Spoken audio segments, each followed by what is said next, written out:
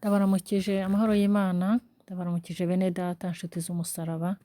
ndabaramukije abavandimwe n'inshuti bari hirya no hino mu bihugu bitandukanye, mu mpande zine z'isi. Imana nyenamahoro ibampere imigisha, ibagirire neza, abafise ibibazo ibatabare, abarwaye ibagabanyirize uburibwe, abo gukira ibakize, abo gutaha nabo nyene ibeze, ibatahane badafise umugayo, kuko navyo nyene birabaho tukiri hano mw'isi, kuko dufashe igihe mu ntambara, kandi tukaba twizera neza yuko twese ariyo nzira tuzocamo kugira ngo dushike mu bwami bwo mw'ijuru. Hanyuma rero je ni Jane Hatunga wongeye kugaruka, nongera kuvuga nti amahoro y'Imana akomeze kubana namwe. Nari nifuje ko twoganira ku bintu maze imisi niyumvira, mbimaranye imisi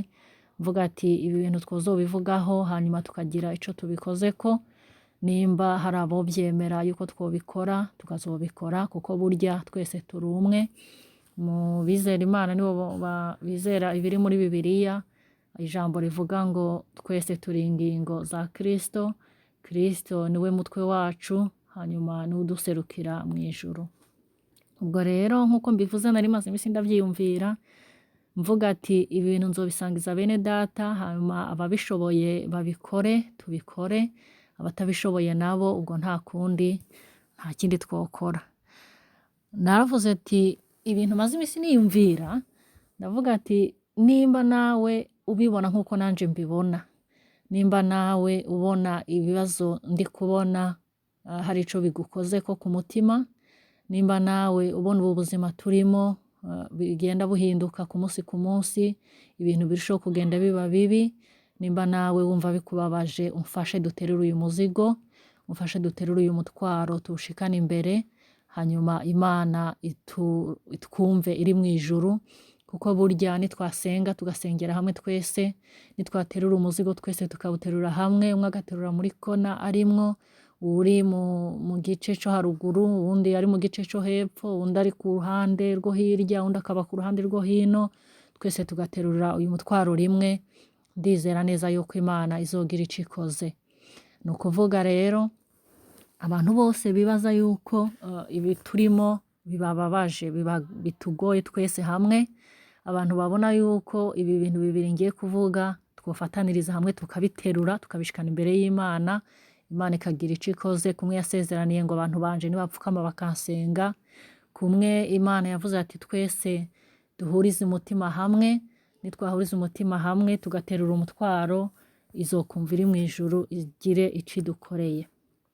Ubwo rero navuze ati ibi bintu bibiri uko je mbibona niko nabibonye mu vyiyumviro vyiwanje, n'umutima niko numva ubimbwira. Nararavye nsanga ibibazo vyinshi turi guhura navyo vyo mu ngo, ni ukuvuga mu miryango, ugasanga harimwo ukutumvikana, ugasanga harimwo abantu badahuza, ugasanga harimwo ukwikunda kurengeje, umwe agasanga arikwegerako ashaka kurundanya ivyiwe ataraba mugenzi we bari kumwe, ugasanga hagati yacu abagize umuryango hajemwo inzankano, ugasanga hajemwo ibibazo bitandukanye nyene nagiye ndabiraba, nongera numva ivyo abandi bagenda bambwira, nongera numva ibigenda biba ahantu hatandukanye mu bihugu bitandukanye, ndavuga nti iki kintu ni ikibazo, ni umutwaro twese twari dukwiye kuwikorera. Ica kabiri nararavye naho ku vyerekeranye n'uruvyaro rwacu, ndavuga nti ivyo arivyo vyose twopfukama tugasenga Imana dushize hamwe umutima, Imana hari ico yokora. Ahantu hose usanga hari ibibazo, ntabwo biraba ngo ni muri igihugu iki, ntabwo biraba ngo ni mu bwoko ubu, ntabwo biraba mu bantu bavuga ururimi ru, ntabwo biraba, mbega ahantu hose mu ruvyaro, mu bana. Abana jewe mparuye ndaba nk'uko bahora babivuga ngo umwana wese, umuntu wese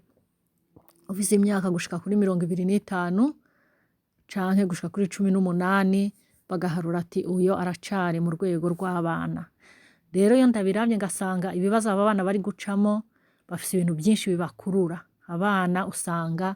ibibagoye, ibibatwara umutima n'ubwenge, ugasanga ni vyinshi, bimwe ni ivyo koko bo bikururiramo, ibindi babikururirwamo na bene wabo, ibindi bakabikururirwamo n'abakuze, ugasanga mbega n'amarira hirya no hino, abavyeyi bararira, umuvyeyi ugasanga wese ariririra, ariko navuze ati yamara ntibyari bikwiye ko umwe wese yisengera ku giti ce, ntibyari bikwiye yuko umwe wese agenda ngo apfukame wenyine avuga ati Mana ntabara, Mana ngirira aba bana ubahindure, ahubwo birasaba yuko twese nk'ababyeyi duterura uyu muzigo. Ababyeyi bose bumva ko iki kintu koko kibabaje imitima yabo bakamfasha tukagiterurira hamwe, niko ndabyiyumvira kandi nako na Bibiliya ivuga, kuko nimba Bibiliya ivuga ati twese turi ingingo za Kristo, ni ukuvuga twari dukwiye kubabaranira hamwe, tukikorera imitwaro hamwe, hanyuma tukayishikana imbere y'Imana, Imana nayo kuko iri mu ijuru akaba ariyo yotwishura.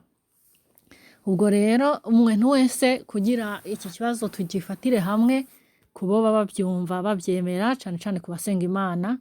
ntabwo ari ngombwa ngo tuze ngo dukoranire hamwe ngo tuve ngo uno munsi rero turagisengera ngo turi ahantu hamwe, ahubwo jewe uko ndabyumva umwe wese mu ruhande aherereyemo, umwe wese mu isengero asengeramo, kuko jewe uko ndabibona mbona yuko gusenga mu isengero zitandukanye atari yo mpamvu yotuma tudasenga ngo Imana itwumve. Nkabona yuko kuvuga indimi zitandukanye canke kuba tuva mu bihugu bitandukanye atari byo byatuma Imana itatwumva. Kanatsinda noneho mu ijuru nta bwoko buzobayo, mu ijuru nta bihugu bizobayo, twese tuzoba turi ikintu kimwe dusenga Imana turirimba haleluya haleluya. Ubwo rero niyo mpamvu nemera neza yuko mu mpande zine z'isi, kuko no mu isengesho ryanje mpora mvuga ati Mana abantu bose bizera bari mu mpande zine z'isi utugirire neza, udutabare, utubabarire ibyaha byose, udufashe, utwongere inkomezi, uduhe imbaraga z'umutima tubashe kunesha. None rero twese dusenze tuvuga umwe wese agasenga ashira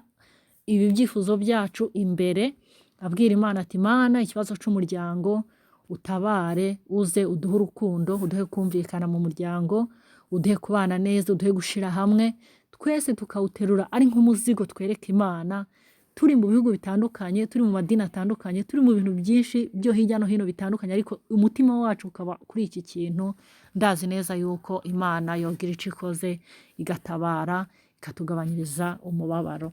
Tukongera tugasenga tuvuga ati Mana turakweretse abana, tutavuze ngo n'abana bawe, ntavuze ngo abana banje jenyene, nawe ntuvuge ngo abana bawe wenyene, kuko twese tubona ko ari ikibazo kitubabaje, ahubwo tugasenga tuvuga ati aba bana bose Mana tubashize mu maboko yawe. Ndemera neza ko n'umuntu utaravyara nawe nyene yosengera abana, kuko nawe ibyo byose nawe ni ahayaja mu kuzokura akubaka. Ni ukuvuga umuntu wese ubona ko iki kintu koko ari ikibazo tugiterurire hamwe, umwe wese aterurira ahari, n'umuzigo iyo muteruye muri benshi, guhera ku bantu babiri kuduza batatu bane batanu bakawuterura bose, yari umuzigo uremereye uca uremuruka ukoroha guterura, bakawukura aho bagomba kuwukura bakawushira ahandi. N'iyi mizigo rero tuyiteruye twese, umwe wese agafata ahari, uwundi agafata ahari, mu gatondo, ku mugoroba, igihe cyose uronse akanya ugapfukama, nukuri hari ico byokora. Kandi noneho ndizera neza ko iyo umuntu yicaye azi ko afise abantu bamwitwararika, iyo umuntu yicaye asenga avuga ati yamara hari n'abandi bari kumusengera, naho iyo bari guca mu mageragezwa ameze gute hari ikintu kimugabanuka, kuko avuga ati ibyo byose bene data turi kumwe turahuje isengesho. Niyo mpamvu rero je mvuga ati twese dusengeraniye aho turi, twese tugaterura iyi mizigo. Umuzigo wa mbere n'uw'umuryango, ibibera mu muryango byose, ingorane zose zibaho, ibibazo bibaho byose tukabishira imbere y'Imana, tutisengeye ku giti cacu, ahubwo dusengeye hamwe nk'abakristo, nk'abantu b'Imana. Ndazi Imana yogira ico ikoze. Tukongera kandi tugaterura ikibazo c'abana bo mu myaka itandukanye, nk'uko buri mwana wese agenda ahura n'ibibazo bivanye n'umwaka arimo, buri bana bagenda bahura n'ingorane bivanye n'ikigero barimo, twese tukabereka abana, tukabereka Imana yogira ico ikoze. Inyungu rero twakuramo mu gihe twaba dusengeye hamwe, nuko nkatwe abakuze dusengeye ingo, tugasenga twese dusaba Imana yuko yotabara igatanga amahoro mu ngo, Imana igatabara igatanga kumvikana no guhuza inama n'ivyiyumviro no gukorera hamwe, byotuma no mu ngo zacu haba amahoro. Kandi byotuma, kuko ndabizi neza ko iyo mu rugo rumwe hatari amahoro no mu babanyi burya bibashikako. Kandi iyo umwe akoze ibyaha byinshi akaba umuntu yitwara nabi, n'ubundi no mu rugo rwegeranye birahashika, kuko uzusanga ari waza kubahenda, uzusanga ari waza kubagirira nabi, uzusanga ari waza agenda babwira amajambo, mbega harabaho ibintu byinshi je niko ndabibona. Akaba ariyo mpamvu mbona ko dusenze twese tugaterura icifuzo c'ingo, hariho ico byofasha. Ku kibazo c'abana naho impamvu mbona ko twari dukwiye kugisengera twese tukagiterurira hamwe ni uko aba bana bacu canke bavandimwe, abana b'abavandimwe bacu, abana b'inshuti zacu, abana bo hirya no hino mu mpande zine z'isi nk'uko nabivuze, burya abana bafise ukuntu babwirana, bafise ukuntu umwe araba abandi, bafise n'aho bavuganira twe tutazi, ukaza wumva umwana arakubwiye ngo mu rugo kwa naka habaye ibi, ukawumva umwana akubwira ngo mu gihugu iki n'iki ngo habaye ibi, canke ukaza ubona akoze ibintu akakubwira ngo nabibonye hanaka. Ubu noneho iterambere ryarabyoroheje canke ryarabikoze, uza usanga bavuga ngo nabibonye ngo muri iki gihugu ngo bagira ukuntu nawe ukaza ubona yabikoze. Ubwo rero iyo dusengeye abana muri rusange tukabasengera bose, hariho ico vyogabanya kuko abana Imana ibashizemwo umutima wo guca bugufi, Imana ikabashiramwo umutima wo kumva no kumvira, vyotuma twese tworoherwa kandi n'igihugu muri rusange kikaronka mitende, hanyuma natwe abakristo tukarushaho gushima Imana, Imana igize neza ikadufasha. Hanyuma rero ndibaza ko umuntu wese yumva ko ibi bintu bimubabaza, umuntu wese yumva ko iyi mitwaro imuraba, twese kwiturabira hamwe, afashe tuyiterure hamwe, uko bukeye n'uko bwije tuyereke Imana, tutiravye ahubwo turaba abagenzi bose bari mu rugendo ruja mu ijuru, twese tuyisengere hamwe, tuvusengere umuryango w'abakristo bose nkuko twese tugize umubiri wa Kristo. Hanyuma dusengera abana muri rusange, abana bose tubereke Imana kugira ngo Imana ibashire nk'umutima mwiza, Imana ibashire nk'umutima wo guca bugufi, Imana ibashire nk'umutima wo kunyurwa, twese muri rusange dushire nk'umutima wo kunyurwa, ntidukomeze guhahamira iby'isi, hanyuma turonke amahoro kugira ngo tubashe kuba abana beza, Imana ize tujane mu ijuru amahoro. Ibi byo kugira ngo twikoreranire imitwaro, jewe namye nsoma mu Bagalatiya ibice 6, ndiko nsoma guhera ku murongo wa mbere n'uwa kabiri, aho bavuga yuko umuntu nakora ibintu bibi canke niyadukwaho n'ibintu vy'ingorane, ngo bene data bandi bamusange bamwegere bamuhugurane ubugwaneza, umutima w'ubugwaneza. Ku murongo wa kabiri naho hakavuga ngo mwakiranire imitwaro kugira ngo mushikane ibyagezwe bya Kristo. Ni ukuvuga kugira ngo dukwize ibyo Kristo asaba, kugira ngo twikwize kuba abakristo b'ukuri, nuko twikoreranira imitwaro, umwe wese akikorera umuzigo wa mugenzi we,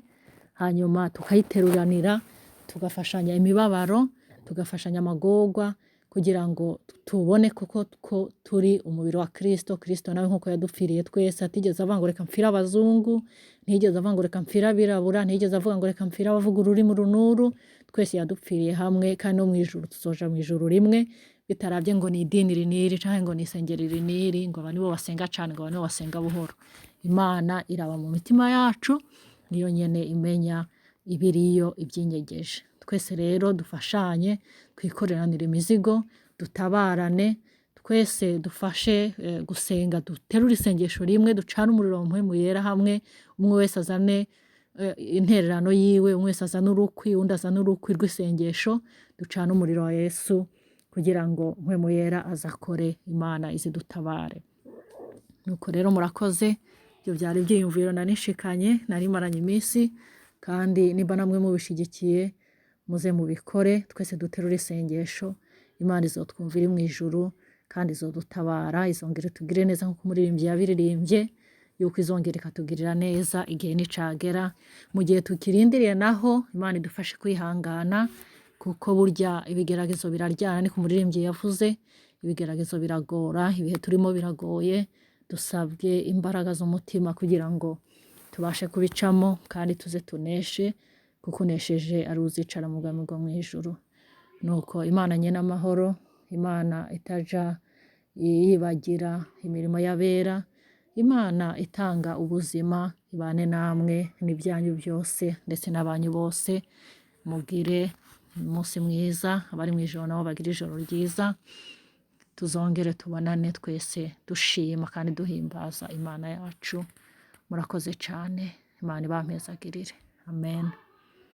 Ubuntu bw'umwami wacu Yesu Kristo n'urukundo rw'Imana no gusangira mpwemu yera bikomeze kubana n'abizera bose,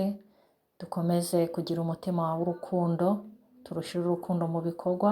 dukomeze gufashanya, dufasha abagowe, dufasha abababaye, abatagira epfo na ruguru, bose tubiteho kugira ngo natwe Imana izotwiteho, izitugirire neza. ibyo niryo sengesho ryanje, nibyo saba Imana ijoro n'umurango, kugira ngo Imana ibane natwe kandi namwe bagirire neza,